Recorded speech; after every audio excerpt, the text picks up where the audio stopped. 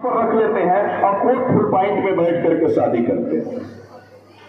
थोड़ा सा मैं कहना चाहता हूं, कहते हैं कि हमें पहनने को नहीं आता है, दुर्भाग्य है। कम से कम इन अवसरों पर, मैं हमेशा नहीं कहता, लेकिन इन अवसरों पर जहां आपकी सांस्कृतिक धरोहर, जहां आपकी सांस्कृतिक विरासत भरी पड़ी है और जहां से आगे बढ़ती है, कम से कम इन अवसरों पर अपने आप को बनाए रखिए, दिखाइए कि हम भारतीय हैं और भारत का क्या चरित्र है, हम कैसे रहते हैं। इन्हें तो कम से कम मुख्य अवसरों पर दिखाया करिए। मैं आपसे विनम्र निवेदन करता हूं, आग्रह करता हूं कि इन चीजों को तो कम से कम दिखाएं। आप वहां भी अफवाह जोड़ करके खड़े हो जाते हैं, ये दुखद बात। उसे देखें आप, उसमें लाभ क्या है समझे आप। एक थोड़े सा मजाक टाइप की बात करके हंसते हंसाते हुए मैं बड़ा सीरियस बोल रहा था। एक अंग्रेज और एक भारतीय दोनों एक ट्रेन में बैठ के जा रहे थे। अब दोनों चले जा रहे थे। अंग्रेज आदतन मजबूर था, उसको जो बीमारी थी कि मैं अंग्रेज हूं, उन लोगों के दिमाग में एक चीज चलता है, वो उन लोगों से सीखना चाहिए। मतलब एक चीज उनमें बड़ी अच्छी चलती है, हमको भी सीखना चाहिए। वो हमेशा पॉजिटिव सोचते हैं कि हम अच्छे हैं, बाकी सब खराब। ये चीजें हमें अपना लेना चाहिए। बहुत गलत हम लोगों में है। हम लोगों के सामने कोई 5 लाइन आकर अंग्रेजी बोल देता है तो हम थोड़ा सा उसको झेप लेते हैं। दुर्भाग्य है। आप प्रयास करिए और उसके सामने अपनी बात रखिए, उसको विरोध कर दीजिए आपका सुनने के लिए। ये आप नहीं करते हैं, आप उसी के संगी हो जाते हैं, उसी में मिल जाते हैं। ये दुर्भाग्य है। अपनी बातों को मनवाने का प्रयास करिए, अपनी चीजों को मनवाने का प्रयास करिए। और जितने विश्व के महाशक्ति हैं, चाहे वो रूस हो, चाहे चीन हो, चाहे अन्य कोई जर्मनी, जापान, कोई अपनी भाषा का परित्याग नहीं किया है। इंग्लिश वहां एक सहायक भाषा के रूप में काम करती है। सब लोग अपनी भाषा का सम्मान देते हैं और जो अपनी माँ का, अपनी भाषा का, अपने देश का सम्मान नहीं देगा वो किसी का सम्मान नहीं देगा। ये होना चाहिए।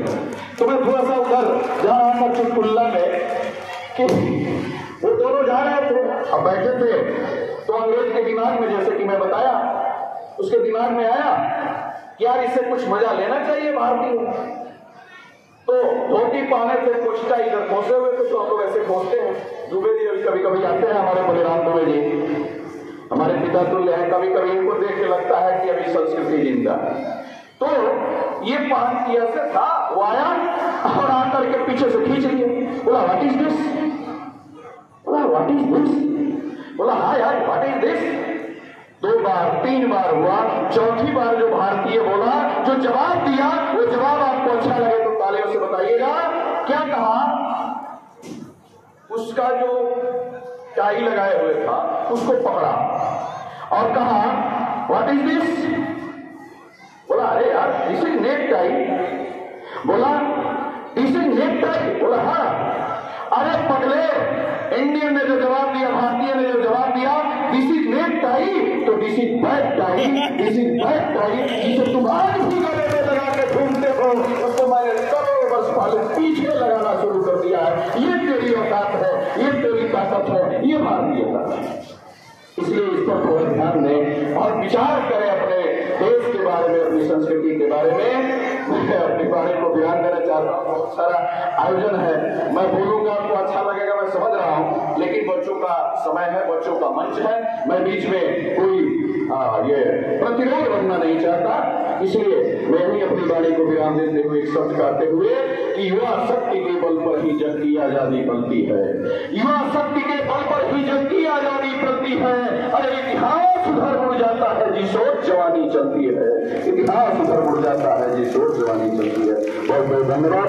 मैं माइक्रोफोन पर जो हमारे शिष्य यहाँ खड़े हैं, मैं इनको अपना माइक्रोफोन देने जा रहा हूँ, समर्पित करने जा रहा हूँ, अपना उत्तरार्थ घोषित करने जा रहा हूँ, ये कहते हुए कि मैं रोज पैदा होता हूँ, रोज मर जाता हूँ। रोज पैदा होता हूँ, रोज मर जाता हूँ। मैं अपनी जमी खुद बनाता हूँ। मैं वाद हूँ जिसका नाम है सूरज। जब भी जाता हूँ सितारों को जगा जाता हूँ, जब भी जाता हूँ सितारों को जगा जाता हूँ। बहुत बहुत धन्यवाद।